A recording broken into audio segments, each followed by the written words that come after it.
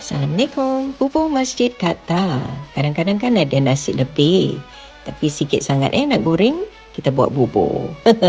Masukkan tu halia yang kita iris, masukkan lubak merah sikit yang dicincang, didadu. Lepas tu kita masukkan daging, daging cincang, then masukkan tu lada sula, white pepper, secukupnya. Kalau suka pedas, tambah lebih. Terus sis masukkan air, mula-mula 1 gelas. 1 cawan tu besar. Air biasa, air pahit je.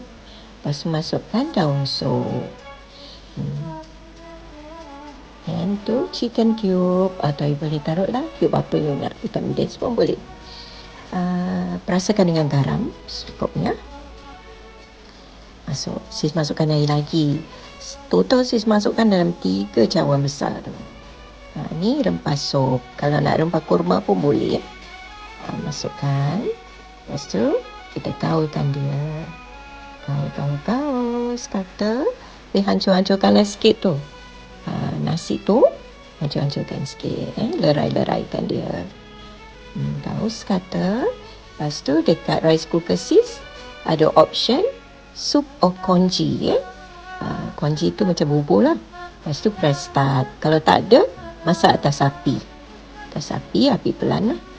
Separuh masak tu kita masukkan santan sikit. Lepas tu kacau sekata. Dan tunggulah nanti dia mendidih sekejap. Tu macam tu. Biarkan dia mendidih sekejap. Lepas tu macam tu nanti serve. Siap untuk hidangkan. Selamat berpuasa semua. Take care tau. Selamat mencoba. Dadah.